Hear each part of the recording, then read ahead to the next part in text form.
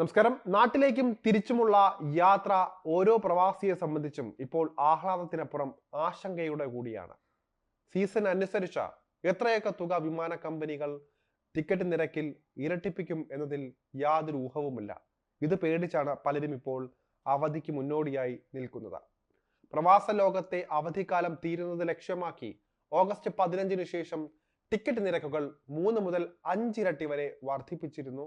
സാധാരണ 12,000 മുതൽ 15,000 രൂപയ്ക്ക് ലഭ്യമാകുന്ന ടിക്കറ്റുകൾക്ക് ഒറ്റയടിക്ക് 50,000 രൂപയ്ക്ക് മുകളിലാണ് ഇപ്പോൾ ചാർജ് ചെയ്യുന്നത്. എല്ലാ വർഷത്തെയും പോലെ പ്രവാസികളെ പരമാവധി പിഴിയുകയാണ് വിമാന കമ്പനികൾ. 25 ശേഷം കണ്ണൂരിൽ നിന്ന് ദോഹയിലേക്ക് എയർ ഇന്ത്യ എക്സ്പ്രസിന് 35,000 രൂപ മുതൽ 50,000 രൂപ വരെയാണ് നൽകേണ്ടി വരിക. 15,000 രൂപ വരെയാണ് സാധാരണ ടിക്കറ്റ് നിരക്ക്. ഇൻഡിഗോയ്ക്ക് ദോഹയിലേക്ക് 32,000 രൂപയാണ് 25-ാം തീയതിയിലെ നിരക്ക്. എയർ ഇന്ത്യ എക്സ്പ്രസിന് ബഹ്റൈനിലേക്ക് ഓഗസ്റ്റ് 27-ന് 54,145 രൂപയാണ് നിരക്കായിട്ട് വരുന്നത്. 15,000 മുതൽ 17,000 രൂപ വരെയാണ് ബഹ്റൈനിലേക്ക് സാധാരണ നൽകേണ്ടി വരാറുള്ളത്. 25,000 മുതൽ 28,000 രൂപ വരെ ടിക്കറ്റ് നിരക്ക് വരാറുള്ള ജിദ്ദയിലേക്ക് 28-ന്റെ ടിക്കറ്റിന് 48,000 രൂപയാണ് നൽകേണ്ടത്. റിയാദിലേക്ക് 25-ാം തീയതിയുള്ള ടിക്കറ്റ് നിരക്ക് 38,846 രൂപയാണ്. സാധാരണ 16,000 രൂപ വരെയാണ് റിയാദിലേക്കുള്ള ടിക്കറ്റിന് ചാർജ് ചെയ്യുന്നത്.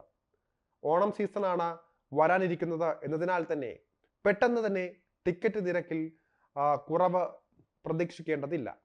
പെട്ടെന്നുള്ള യാത്രയ്ക്ക് തൊട്ടടുത്ത ദിവസത്തെ ടിക്കറ്റ് ലഭിക്കണമെന്നും ആവശ്യപ്പെട്ടാൽ 5 ഇരട്ടി വരെയാണ് തുക അധികമായി നൽകേണ്ടി വരുന്നത്. ആവശ്യം കൂടുന്നതിനനുസരിച്ച് ടിക്കറ്റിന്റെ വില കൂടുന്ന ഡൈനാമിക് പ്രൈസിംഗ് രീതിയാണ് നിലവിൽ നടപ്പാക്കി വരുന്നത്.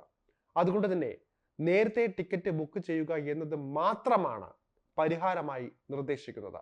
പക്ഷേ അതിന് മാസങ്ങൾക്ക് മുൻപ് ബുക്ക് ചെയ്താലും ഇരട്ടിയിലേറെ തുക നൽകേണ്ടി വരുന്നതായാണ് യാത്രക്കാർ പറയുന്നത്.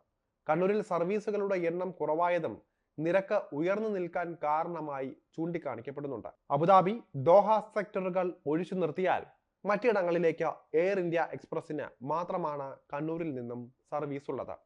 ഇതിൽ Bahrain, Jeddah, Kuwait, Riyadh, Dammam, Ras al Khaimah തുടങ്ങിയ സ്ഥലങ്ങളിലേക്ക് ആഴ്ചയിൽ 1-2 ദിവസം മാത്രമാണ് സർവീസ് ഉള്ളത്. പ്രവാസി യാത്രക്കാരോടുള്ള വിമാന കമ്പനികളുടെ ചൂഷണത്തെക്കുറിച്ച് പലതവണ സംസ്ഥാന സർക്കാരും ഇവിടുത്തെ എംപിമാരും കേന്ദ്ര സർക്കാരിന്റെ ശ്രദ്ധയിൽപ്പെടുത്തിയതാണ്. എന്നാൽ ടിക്കറ്റ് നിരക്ക് നിശ്ചയിക്കാനുള്ള കമ്പനികളുടെ അധികാരത്തിൽ ഇടപെടാൻ കഴിയില്ല എന്നാണ് പതിവ് മറുപടി. എന്തായാലും പ്രവാസികൾ ഇപ്പോൾ ആശങ്കയിലാണ്. പെട്ടെന്ന് അത്യാവശ്യമായിട്ടൊന്ന് അങ്ങോട്ടോ ഇങ്ങോട്ടോ പോയി വരണമെന്ന് തീരുമാനിച്ചാലും അതിന് ചില്ലറ കാശൊന്നുമല്ല മുടക്കേണ്ടി വരിക എന്ന കാര്യവും പ്രത്യേകം ഓർക്കേണ്ടതുണ്ട്.